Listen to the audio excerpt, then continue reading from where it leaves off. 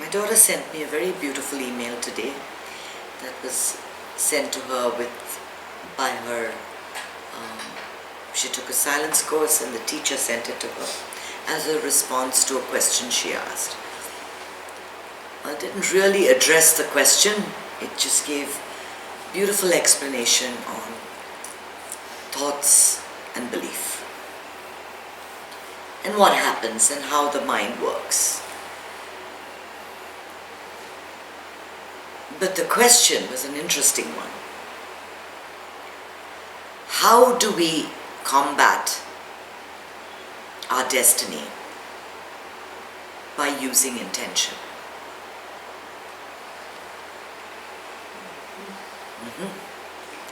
I thought that was a very deep question. Which part of our life gets controlled by our destiny? And which part of our life can be controlled by intention? Let me begin by saying life is one big mystery. And if anyone tells you, they can tell you exactly which part of it is destiny and which part is your intention, stay away from that person. Okay? We call it Leela. In Sanskrit, Leela is the game that God plays with us. It's the fun that He has. And when we can't understand anything that's happening in our lives, we say this is all Krishna's Leela. You know, it's a good way of at least surrendering to what is. So how does destiny work? There are two kinds of destiny. The first kind, and I won't bother you with the Sanskrit names, the first kind you can mitigate with spiritual practices and seva. So a certain amount of your stored, first of all, let's begin with what is karma. Karma is nothing but stored impressions. There are impressions that you've stored, which you've collected over lifetimes. So you're born with a series of impressions. You continue to collect impressions and you continue to release impressions. So some get released now, some get released after 2 months, after 2 years, after 10 years, after 10 lifetimes, after 15 lifetimes. One doesn't know when these impressions are going to open up. They're like little gifts waiting to be opened. Well, not little gifts. Sometimes they're not so good. But there is good karma that opens up in your life, and there is bad karma. Impressions are impressions, whether good or bad. You can have good impressions. Whenever you had, what happens, how do you collect these impressions would be the next question, right? Let's say you're a soldier and you fight a war and you're trained to kill. And you kill. You perhaps won't have such a strong impression of killing. But let's say you're a housewife who fights with someone in a dark alley and is forced to kill someone with a knife. The horror of doing something that goes against your grain, the guilt of taking someone's life, the emotion that is raised will make that into an impression. Right? So that is made into an impression and it's stuck there. It's stuck in your subconscious. Certain impressions we can release. Sometimes, and you will find if you continually meditate, and we're going to be adding the breathing releases even more of collected impressions. Subtly you think of things that you've said to people, incidents that are unconnected, people that you've never seen in your life, in your dreams, during your meditation. You've no idea what this is. Colors. There are lots of things that keep getting released during your, and some of it you understand, some of it you don't pay attention to. Most often I don't pay any attention to anything that happens to me during meditation. If it's released, I'm very happy for it. But I'm not going to think, oh my God, where did I see this? Who did I do this to? Where did I get this from? There's no need for that. I have a lot of faith that my continued meditation purifies me by releasing whatever I need to release. And you'll see these thoughts coming up, random thoughts. During the course of your day, you'll think of incidents, times when people you didn't forgive someone, or someone didn't forgive you, or something happened in a job, or something happened in just it'll come as a thought and release. These are impressions getting released. So that type of karma gets released through spiritual practice, through service, seva. When you do selflessly for others, it gets released by that kind of work. But there is some karma that begins to manifest in your life already. It's already there. Now once the process begins, once, for example, you have a terminal illness, it's a bodily illness, but it's terminal, it has to go to its rightful end. At that point, all you can do is have the right attitude, the right perspective, and surrender. There's not much you can do. It needn't be something like a terminal illness. It could be a loss of a job. It could be a loss of a job. And at that point, you can do two things. You can either sit and lament all day, saying, how did this happen? Oh my God, where am I going to go for this? I'll be on the streets, I'll have to live in my car. Do you know this person? You'll read all kinds of stories. This person, he was a school teacher, he was doing so well, and now look at him, he actually lives in his car. I know a person like this. This is what you'll be telling yourself. So what is your subconscious hearing? You're useless, you're never going to make it, you're never going to find a job. So that karma, that is a bad period in your life, gets extended even more. Not only so, that period in your life becomes the worst period in your life. One that you dread, one that you fear. And when that thought comes up again in your subconscious, immediately you've got hold of it. Immediately you've got hold of it. It's a fearful thought. Fearful thoughts are the ones that we go to first. Right? That's how people keep everyone caught in religion. If you don't come to church on Sundays, you will go burn in hell. If you don't do your namaz today, your head will be cut off. I don't know, some rules like that. Or, God will not forgive you, or your child will be taken away from you. In Indian this thing, your husband will die for everything you don't do. So they make you do a whole bunch of things. You better do this puja twice a year, this thing, otherwise it's dangerous for your husband. Now when someone tells you that, you just have to do it, right? You don't want to test the waters. You don't want to be the first one to test. But fear is the first thing that keeps people, it catches their attention immediately. And psychologists have known this for years. And those who run these religious organizations, or any organization, or any type of group like that works on a fear, the mafia. Look at the way the mafia works, the underground. They know that fear works. Because the first time that fear comes up, you're on that thought. You've forgotten all the fruit is good today, lunch is nice, sun is shining, who cares about all that? The guy is going to come and kill me. I'm scared about that. You don't want to challenge that thought by saying, so what? So what? I'm going to stick to what I have to do. And I have faith that it's going to be okay. I'm not going to succumb to this. So fear is the very first thing that grabs you. So now, that period of 3 months that you were supposed to be without a job, according to your fate, gets extended to 2 years. Not 3 years.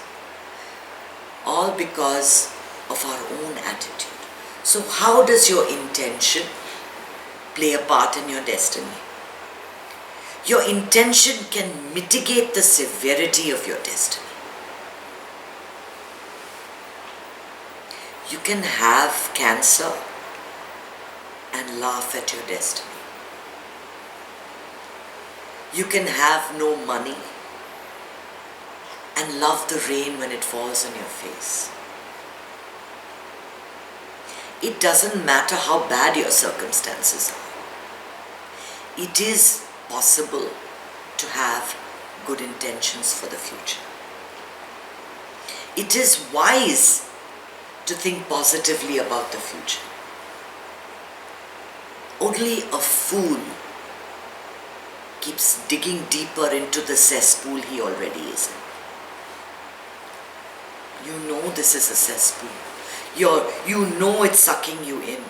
You know that it's not good for you. It's making you icky. It's pulling you down. You're not able to breathe. You're losing your balance. But you don't want to reach for the twig that's hanging there that'll pull you to shore. Pull you out of that. Because there is something within us that loves being the victim. Oh, poor me. Oh, I'm the only one that has all these things going wrong in my life. Everybody else, look at this girl, look at Kanchana, she's got such a beautiful house. I have to live in this apartment. She has everything, I've got nothing. What has she done to get things going for her so much? While I'm suffering in this tiny little apartment.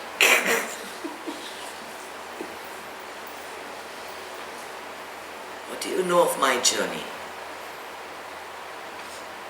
And why would you want to live my life? You have your own to live. So stop, as Joel Osteen says, stop being the victim and become the victor, and then you'll change your life. Then you'll change things. Nobody can prevent things from happening. That's your destiny. Destiny is always something you look back on. You don't consider your future as your karma, as your destiny. Destiny in the sense of karma. Your future is one that is filled with intention. It is one that you make. It is one that you create. So, in the eyes of the divine, there is no bad karma. There is no bad event. Let's face it, some of us have bodily illness, some of us have no money, some of us live in a very bad political climate, some of us are drug addicts, some of us have got other addiction. I mean, we all have some baggage. No one's life is completely perfect, and don't let them tell you that, including Donald Trump. Everybody's life has got something. Okay, they may have money, but they have no peace of mind. They may have a happy marriage, but they have no health. We have all got some nonsense that we're dealing with. And the way to combat your destiny is to have the right intention. It will be okay. I will see light at the end of the day. Life is going to be great. It doesn't matter that they're going to find a cure for this. I will heal myself. How many people have healed themselves? I keep talking about that one incident, that one person that I talked to from Bosnia who was, I think I mentioned it to you guys before. He was a 28-year-old boy who was struck with MS. And from being this flamboyant, party goer, and he says, I used to go to parties, used to have a little pot sometimes. Suddenly I couldn't even brush my teeth. He was in a wheelchair and needed help with that. He learnt the Sudarshan Kriya, the breathing, and one day decided, the breathing helped him. His MRI improved, but it hadn't gone completely. One day he decided, I'm going to stop the medicines and I'm going to heal myself. And just the power of his faith. Because where does healing take place? Healing doesn't take place by some doctor or by some medicine. Healing is what the body does to itself when it replaces old cells. So you want those old cells to be replaced with good, healthy new cells. Then you meditate and you do the breathing. The more oxygen the body gets, if you eat good food and you meditate, it's getting all the nourishment it needs to heal itself. The third ingredient is a great attitude. I will heal myself. I will heal myself. I will heal myself. I will heal myself. With faith. The doctor might perform the surgery. He might give a few medicines to help, but the healing you do. And this boy is now a yoga instructor. 5 years later. I was shocked. I said, are you sure? He says, I can't. I'm telling you, I never thought I would walk. But I beat the MS. I take the test every year to make sure that it stays away. But I beat it. And there's so many stories like that. So many stories. You look on the net, you look and see how people have beaten their situation. Come out shining. In the Dancing with the Stars, there was a veteran who was with one artificial leg. I mean, that was so beautiful to see. There's so many people that don't allow their situation, their life situation, to define their state of mind. You have a choice whether to hold on to those fear bubbles. Those fear bubbles keep coming.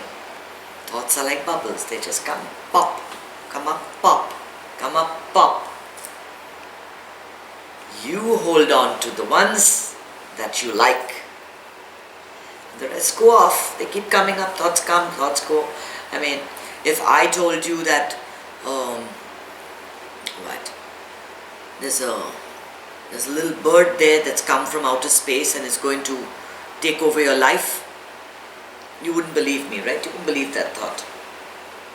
What bird from outer space is going to come and conduct experiments on you? It's a stupid thought. You'd let it go. But if I tell you, if you don't go to church on Sunday, it's not good for your children. You just might believe that. What about the guy who stopped you, Ellen, at that place? It drove me crazy. I thought about it for weeks. For weeks. And then what happened? I went on with my life and let it go. Exactly. Exactly. My prediction was overpowering. That's all it was. Please. What if? What if it's right? And what does that mean? That means you don't have any faith in your ability to heal yourself. If you're worried about clogged arteries, do something about it. But to think about it is not going to unclog the artery. For $500, he would have done something in his That's all very true. So there is a play in our life, a drama going on every single day between destiny and our intention. It's a tug of war to see who wins. And my only suggestion is to begin with all the tools that I've given you, to declare each day that I will be happy today and every day, and I will not allow any event, any person, any situation to rob me of that birthright, because happiness is my birthright. Believe that. Believe that. There is no fear here. There is only a happy thought. And so no life situation, no person, nothing will rob you of that happiness which exists right now, right this moment. Today, whatever's happening is all that's happening. What we fear for the future and what we dwell on from the past perhaps never existed and never will exist. So why bother?